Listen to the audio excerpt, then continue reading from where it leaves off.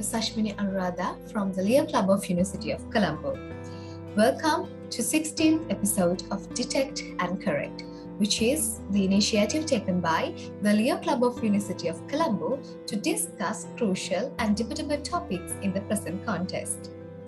As you all know by now, we are linking two platforms, YouTube and our official newsletter, which is in written form to make this discussion series easily accessible for you. Today, we are going to talk about an interesting topic, which is sexuality and gender versus social harmony.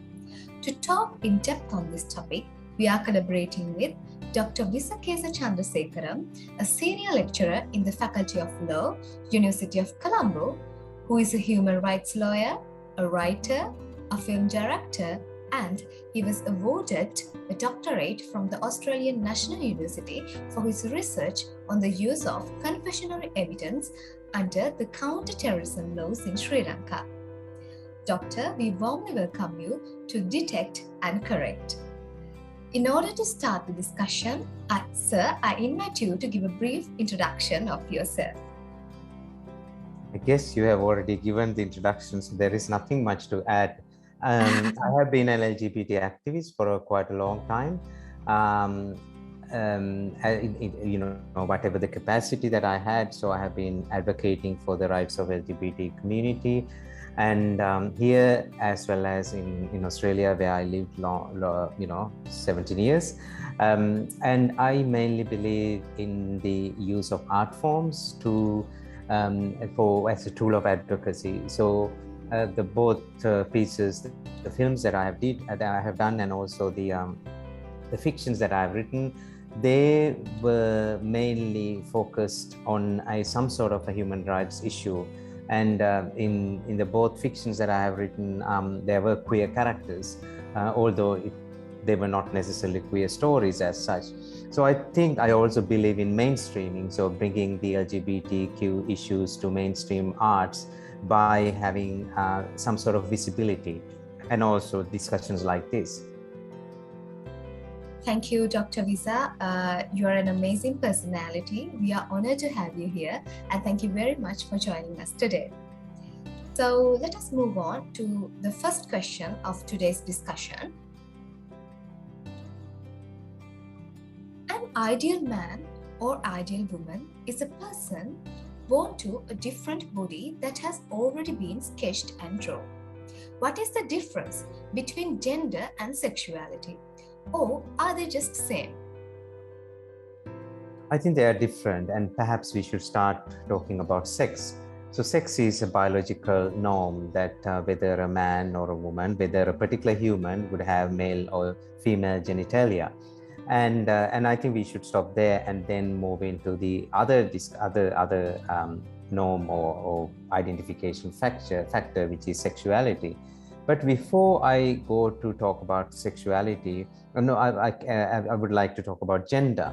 So gender is actually, we consider it as a cultural construction. It's not a biological construction. It is about what do we mean by male? What do we mean by female? Do we recognize anybody in between, a third gender? And it is basically how a woman should behave, how a man should behave, and what dress they have to wear, and all these things. So it is not a biological construction. It is actually a social construction. It is based on the society, what we would identify as masculine or feminine. And then let's talk about sexuality. So sexuality is a broader term that we use. We really have a very, very broad definition for that. And it is basically about capacity for sexual feelings. But I guess then if it is about capacity for sexual feelings, it should include biological sex, it should include socially constructed gender. And the third thing, it is actually the sexual orientation. It is basically about the sexual preference and emotions and romantic affiliation or connection with another person, for what type of person that you are attracted to, and so forth. And I think this is how that we bring the spectrum of LGBT plus kind of identification factors. And also sometimes other people are advocating for SOGIs, and sexual, it considers sexual orientation and diverse gender identities. Whatever it is, at the end of the day, we all are human, and as particularly as human rights practitioners, what we are concerned about the dignity of humans. So we recognize that all humans are born equally, and because of that, they carry the inherent dignity of the human, being human. So I think that is the most important thing that we have to understand. And then on top of that, we of course would respect the diversity and respect identity of individuals and their sexual orientation, gender, and sexualities. Thank you very much, sir, for that explanative answer. I think our viewers got a correct and a clear answer for your very first question, which is the difference between gender and sexuality. You explained it in a broad way. So with that, I will move on to my second question. It's not all about belonging to a particular gender. It's about being confident in one's sexuality, while the same person has the right to choose who she or he is. How would you define gender equality as a human issue? I guess from the very inception of the concepts of human rights, we have recognized the gender equality by basically saying all humans are born equal, and also that they have the inherent dignity, and that no man is better than a woman. So basically women and men are equal, and that is from the perspectives of sex. And I think that's expanding into the aspect of gender and sexual orientation as well, as I explained earlier. I think here what I would like to identify is that how the society ended up recognizing the diversity of gender as gender and sexual orientation and sexualities with the development of human rights law, and also development of other areas such as medicine. So if you look at actually the medical communities wanted to expand the definition of sex, and because of that they did medicalize the gender norms, but at the same time what they did was, doing so, they recognize the existence and the equal rights of transgender community. For example, in Sri Lanka, although the lesbian, gay, bisexual communities don't have any rights explicitly recognized, well, we believe that it is recognized implied in an implied manner by the Constitution. It is a Ministry of Health that issued the gender recognition certificate to recognize the transgender status of Sri Lankan transgender people. And so there is that push from the medical community to recognize gender equality and considering it as a human issue. And then, of course, there is a push from the legal community. So if you look at actually the most recent case, a Bostock case from the US, the Supreme Court of the United States interpreted an old statute, 1962 Civil Rights Act, the term sex in that statute, and considered sex is a broad term, and it is not only restricted to biological sex, and sexual orientation should be considered under the term of sex. Same thing happened much earlier in an LSA case in India, and followed by a Nautage case in India. So what we see is, if you look at the combination of these determinations came from various courts from the international jurisprudence, what we see is that the courts wanted to was actively engaged in expanding the idea of sex to include gender and sexual orientation concept, and because of that, actually establishing the equality, the right to equality of the diverse communities, including LGBTI communities. So I think I just probably went overboard explaining this, but as a legal practitioner, I had to get into the legal area. It is hard not to.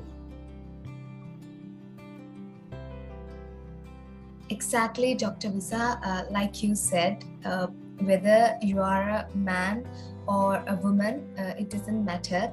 We have to give equal rights, responsibilities, and opportunities to all genders.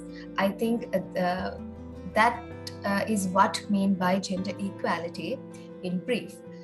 All right, with that, my next question is, the rainbow is a part of nature consisting of several colors. But you have to be in the right place to see its beauty. Like the same, we are living in a world with diverse sexual orientations. Apart from being a biological man or woman, what is a LGBTQ community? Is it a matter to be ashamed about or to hide? So I think it is not a matter to be ashamed, but I guess we have to look at from the perspective of the society and the culture that we live.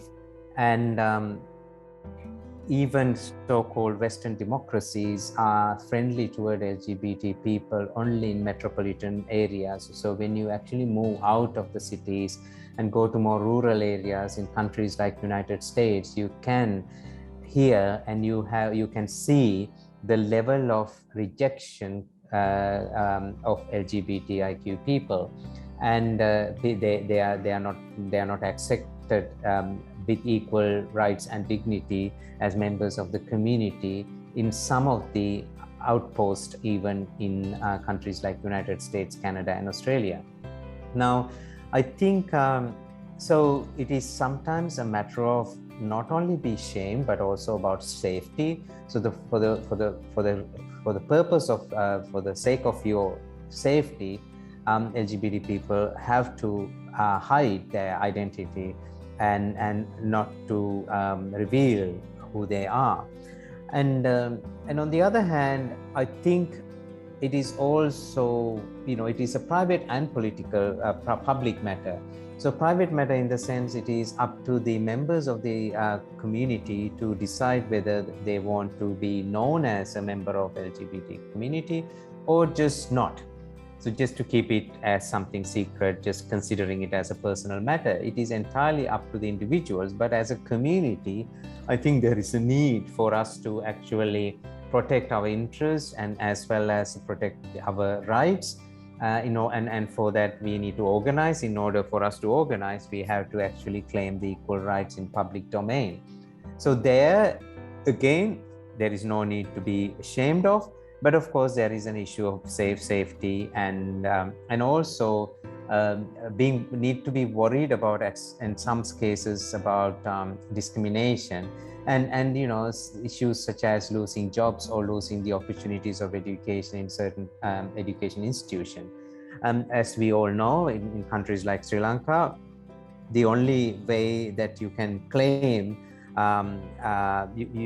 some sort of justice against discrimination is through mainly through the an application, fundamental rights application in the Supreme Court, which is very expensive and prohibitive. And because of that, I think we have to understand all these limitations, and the limitations are beyond being felt ashamed and such. But having said that, what we also have to understand, answering the question, what is the LGBT community? I think the community is no different from any other community in many ways, and also there are certain different aspects of the community. And I would start by saying they are very ordinary folks, and we may have jobs and we have families, and some of us have partners, and some of us have a relationship like marriage relationship, although same-sex marriage is not allowed in countries like Sri Lanka. And they laugh, they cry, they get into romantic relationship, and then they separate, and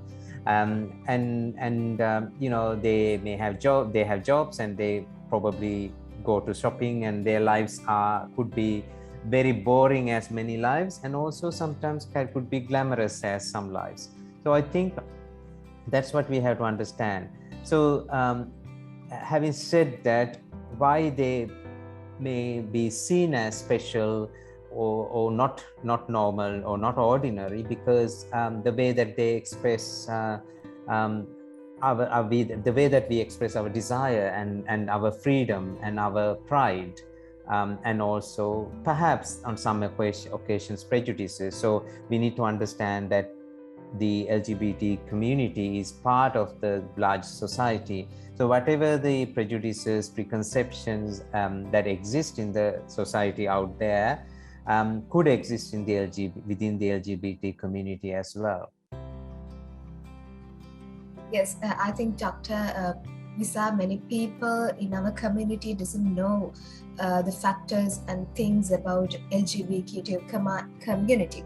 So therefore, in my point of view, I think you gave a beautiful answer for that question, and thank you very much for that answer. With that, I will move on to my next question. Irrespective of the gender and sexual orientation, every community should have the equal rights and opportunities in the society. What are the current issues, especially the LGBTQ communities experiencing nowadays? What are the social reforms you might suggest in overcoming such issues? I think answering that question might take about half a day. There were a plethora of materials being published, and most important research piece that has been recently published is a gap analysis report by the Westminster Foundation for Democracy. It's available online. And so there are a number of issues. A lot of the people think actually the problem with the LGBT community is the criminal law. The penal code prohibit same-sex act, and it is a criminal offense, and one could get jailed for up to 10 years if found by the authorities, regardless of whether the individuals were having sex in public or private place. So basically, the basic rights to privacy and dignity is not given by actually being taken away by these archaic provisions of the criminal law. And then, of course, a lot of the members of the LGBT community argue that there has to be some sort of a there's explicit mention in the Article 12.1 or 12.2 of the Constitution, 12.2 of the Constitution, just to recognize the LGBT community, LGBT status as a ground prohibiting discrimination. I personally don't think it is that necessary. The reason being, there could be a lot of other people who want to be recognized in equal terms like us. And it is, if we can come up with an exhaustive list, that would be great, but I also wouldn't mind having a bit of flexibility. And so for that reason, because the Article 12 is a broad, non-exhaustive list, and because of that, we believe that LGBT status is already protected, and we're going to find out about that soon in a court case coming up in a pending court case in the Court of Appeal. But I think most important thing is, for the sake of LGBT community and also for the sake of general, as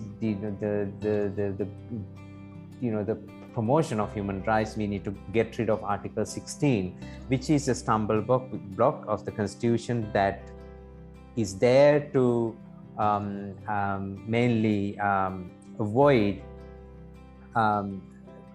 discarding any archaic laws, including the particular provisions that I have mentioned in the penal code, because Article 16 allows the continuous enforcement of archaic laws, old laws, regardless whether those laws actually violates fundamental rights. Then comes to civil law areas. I think that is the most important area that a lot of people do not really talk about. Reason being, you have to really get rid of these being treated, the laws that treat LGBT community as criminals before actually thinking about any other terms of sexual equalities. So under the civil law, there are a lot of issues actually the LGBT community faces. There is a lot of opportunities for discrimination because of the loopholes in the civil law.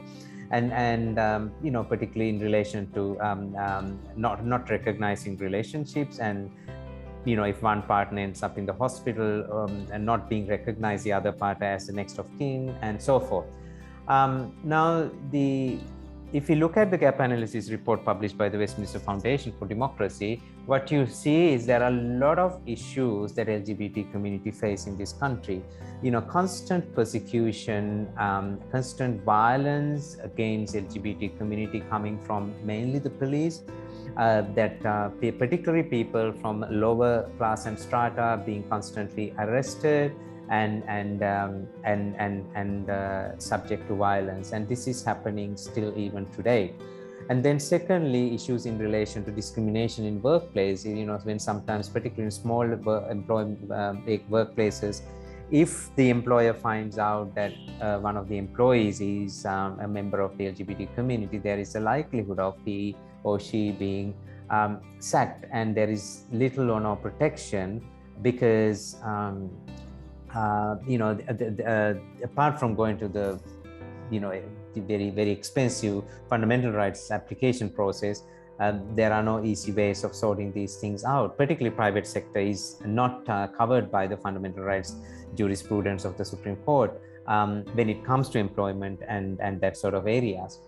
And and housing is another issue, health sector is another issue. We still hear certain medical practitioners advising our members of our community that they need to get treatments, and we still hear certain professional medical practitioners, talking about curing the LGBT people, although that it is in 1970s that the American Psychological Association just ruled out that there is no illnesses when it comes to LGBT people, and that is normal. And there are a lot of evidence coming up that it is there is no illness behind being gay, lesbian, or transgender. But having said that, so there is discrimination in the health sector as well, particularly in countries like Sri Lanka. And then also in the civic place, particularly transgender people experience issues about, their identities and their travel documents and things like that. Some of these issues are sorted out, but not completely. And when they are voting in polling, in voting, in general elections and things like that, they still experience a lot of discomfort, and they just tend to not to go and exercise their, those civil rights. And so because the community is being considered as criminals, there are a lot of other side effects and ripple effects of this whole issue. And I think we need to, one, work in the area of law reforms. Two, we need to think about organizational structures and governance mechanism, particularly in the public sector, by engaging LGBT people to advise on efficient service delivery. Not only them, not only LGBT people, but also other vulnerable groups such as people with disabilities and older senior citizens and so forth. So then also, I think most important thing that need to happen is change of attitudes. And what you are doing today is just trying to engage with your members in a discussion to, just about the issues of the LGBT community. And I think what you're expecting is that, a positive attitudinal change in your membership. So I think that is the most important thing. So that has to happen in all levels. So this is a really good starting point in the university. And then, of course, we can just start talking to our family members and neighbors and friends, just to ask the question, what are you going to lose if we recognize the equal rights of LGBT people? And in a democratic society, shouldn't we treat everyone in an equal manner? If certain cultural norms or religion norms really condemn the sexual the gay, lesbian, transgender people, should we really follow those old practices, or should we actually embrace the democratic value of treating everyone equally? So those are the questions that you need to ask when engaging in a public discourse. Thank you very much, sir, for that answer. I think we didn't know that the issues facing LGBTQ communities. So thank you very much for letting us, our viewers, know the issues that the LGBTQ communities are facing. And with that, now we came to our final question. Respect is about learning who we are dealing with and not giving into any stereotype. How would you comment on the importance of social harmony regardless these differences in sexual orientations? Look, I think, I mean, as law practitioners, we strongly believe in equality and equal rights of all the citizens. And yes, we are at the moment talking about the queer rights, LGBT rights, but what we have to understand is the LGBT community is not asking anything more than what other people have, what other people are enjoying. And also, secondly, the LGBT community is not by any means implying that everyone else have what we don't have. That is not true either, because there are a lot of people who are very vulnerable, who are very underprivileged, who are suffering a lot. And as again, I would like to talk about people with disabilities, senior citizens, and people are in institutions like elder care homes, and some young children particularly from lower socioeconomic backgrounds, where particularly in abusive families and things like that. So I think when it comes to equal rights of LGBT people, we are not necessarily talking only about our rights. We need to talk about everyone else's rights as well. So when we are not asking anything specially for ourselves, we are asking something for everyone. That ultimate goal of total equality for all of us, and to protect our human dignity in a democratic society.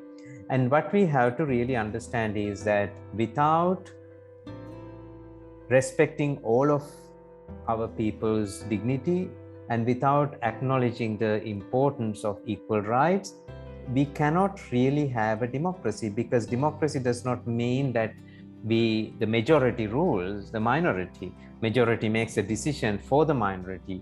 Democracy means actually the majority makes a decision, but to look after the minority while look after the majority as well. Majority makes a decision respecting the minority while respecting the majority as well. I think this is the most important aspect that we continue to forget, and because we don't acknowledge the importance of that aspect of democracy, we end up in a number of different clashes. So back to the question about the social harmony. So social harmony could exist, and society could be inclusive only if we all agree from the childhood that everyone is equal to start with, and everyone is born equal, and because of that they should be treated equally. And so then there is no theoretical or practical ground to condemn any particular group of community, or to refuse the equal rights to any particular group of community, because we start with universal equality. So whether it is gay, whether it is bisexual, whether it is transgender, whether it is people with disabilities, whether it is people who are from the indigenous background, whether it is Tamils, whether it is not Northern East Tamil but upcountry Tamils, and whether it is Islam or whatever. So we start with the point of everyone is equal, and if everyone is equal, there is social harmony, and then regardless of that person's background or group's background, everybody should be treated equally. And I think if we can create that society, we all, not only LGBT people, but everybody could thrive in a society. But I want to mention one thing, that is actually by doing so, we should not become blind to certain aspect, for example, colorblind. By acknowledging that we all are equal, we shouldn't be actually neglecting this, specific desires and unique needs of certain groups. And also and also some of the systemic ill treatment these communities have faced. So if we can't change overnight everything and just say we're going to treat everybody equally and now stop complaining. But for example, in countries like Australia, where the Aboriginal people were treated really badly for centuries, are now technically treated equally. But the issue is there are a lot of historical wrongs that need to be corrected. Without correcting them, we can't be just simply colorblind and say, well, yes, you are brown, you are Aboriginal, but this country treats everybody equally, and just stop complaining. I guess that is something that we need to avoid, because it's not that simple when we actually embrace the idea of equality. It's a mind-blowing answer, Dr. Visa. As human beings, we have to value others' feelings. We have to respect each other and treat equally to all people in any particular society, regardless of their sexual orientations, gender, and etc. So thank you very much, Dr. Visa, for that beautiful answer. So with that, we came to the conclusion of our today's discussion on sexuality and gender versus social harmony. Thank you very much again, Dr. Visakeza Chandrasekaram, for joining us and for giving us the opportunity to conduct this important and valuable discussion despite your busy schedules. We really appreciate it, Doctor. So thank you once again for your time. You're welcome. And we hope you gained good knowledge about the topic sexuality and gender versus social harmony. So this is the last episode of the volume 4 of Detect and Correct for the realistic year 2021-2022. Till we meet with another interesting segment, stay safe and goodbye. Thank you.